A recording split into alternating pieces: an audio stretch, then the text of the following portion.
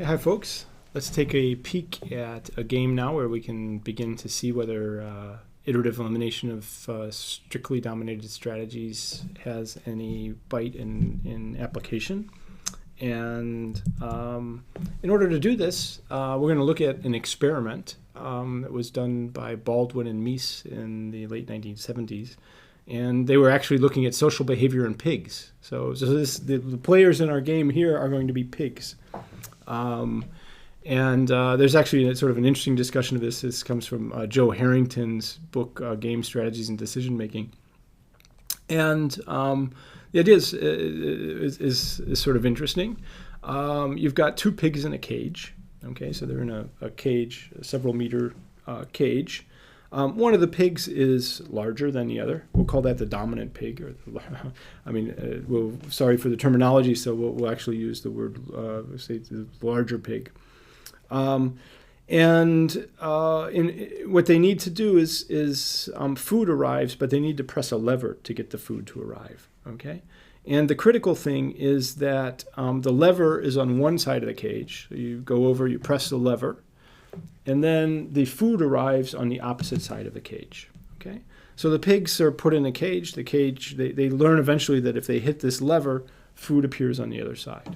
So what they would have to do is, if they want to eat, they would have to move over, run up to one side of the cage, hit the lever, run back to the other side, get the food that comes out, eat the food, a few pellets of food, then they go back, hit the lever again, run back to the other side of the cage, get some food. Okay. Now, the difficult part is that there are two pigs in the cage. So if we put two pigs in the same cage and one is larger, then when they're both trying to get the food which comes out, and these are pigs, the larger one will end up getting the food and the smaller one will get less food.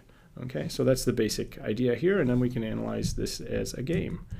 So in particular, let's take a look in more detail at how the payoffs work here. So when the food comes out, there's 10 units of food, 10, say, pellets of food that come out. And let's look at what the typical split ends up being if there are two pigs in the cage, one is larger, one smaller. And if the larger one gets to the food first, then there's basically a 1-9 split. So that means that the small pig ends up with one pellet, and the larger pig would end up with 9 units of the food. So if the large one gets there first, it's very hard for the small one to get anything. They tend to get 1 on average, but close to nothing. If the small pig gets to the food first, then they end up with a 4-6 split. Okay, so then it's 40-60. So the small pig still gets less, the bigger pig still gets more, but the small pig at least has literally a fighting chance here. Now, if they get to the food at the same time, then it's a 3-7 split. So the bigger pig gets a little more. And one other thing is that running over and pressing the lever actually consumes some calories. So let's take that. They take it to, say, 2 units of food in terms of energy. Okay, so we've got these different splits and so forth. So what we can do is write out a simple normal form game for that. So given all these numbers, here's the small pig over here, large pig over here, and now they have two choices. They can either run over and press the lever, or they could sit there and sit by the food side and wait for the other pig to press the lever. Now, if you both go to press the lever, then they get back to the food at the same time. It's going to be a 3-7 split, but it's a 3-7 split, and then you subtract off 2 for the cost of running back and forth. So they each lose 2 units of food. So 3 minus 2, we get the 1. 7 minus 2, we get the 5. So we end up with 1-5 if they both do it at the same time. In a situation where, say, the small pig presses the lever and the big pig just waits there, then it's a 1-9 split, but the small pig ends up losing 2 units in energy. They actually end up with a net negative in that situation and so forth. So you can go through and put this into a normal form game. And what we end up with is a simple matrix form 2x2 game, which looks like this. Okay, so we can analyze this game quite simply. Let's take it and let's analyze it via the iterative elimination of strictly dominated strategies. So what's true in this game? Well, where does anybody have a strictly dominated strategy? The big pig, the large pig, doesn't have a strictly dominated strategy. They would like to wait if the other one presses. They would prefer to press if the other one waits. So no domination here. But notice that the small pig always gets a higher payoff.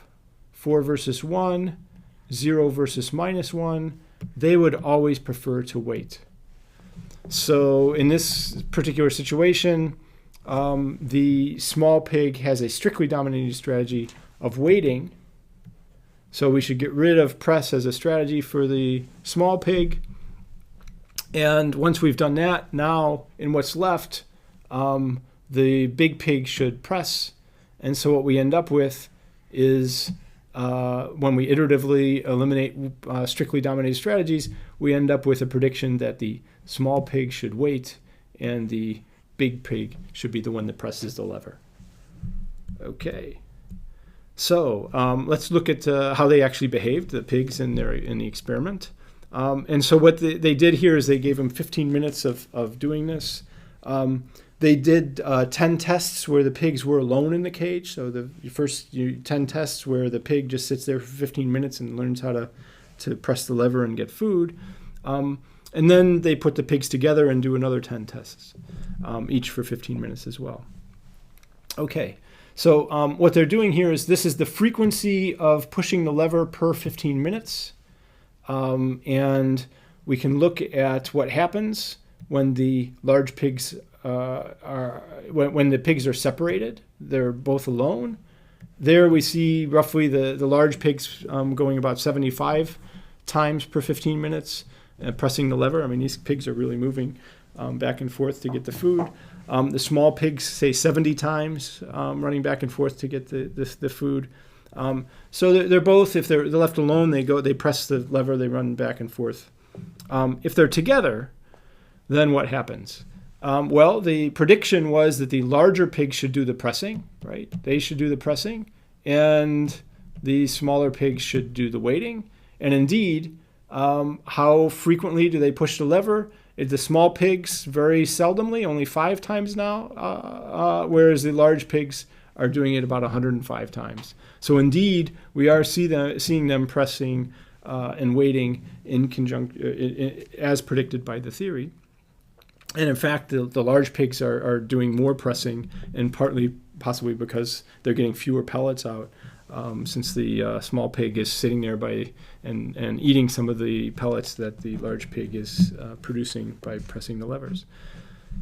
Okay, so what do we learn from this? Are pigs rational? Do they know game theory? Well, they probably didn't sit down and solve the normal form game and iteratively eliminate strictly dominated strategies. But one thing is true is they do learn, and they did seem to respond to incentives. And I think the iterative elimination of strictly dominated strategies is something which nicely captures learning. So you learn not to play a strictly dominated strategy, right? Because it's always giving you a lower payoff. Eventually, you discard such strategies. So players won't be sitting there playing a strictly dominated strategy if they ever have some experience with other strategies. Once they stop playing those, then you learn not to play strictly dominated strategies out of what remains. So the small pig can learn that it just doesn't pay to run over and press the lever because the big pig gets everything. So they stop pressing the lever. They just sit there and wait. And eventually the big pig does the pressing.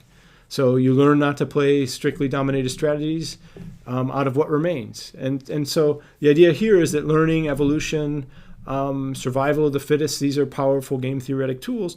And iterative elimination of strictly dominated strategies in games where there is some power to these things ends up making some predictions which can be quite powerful.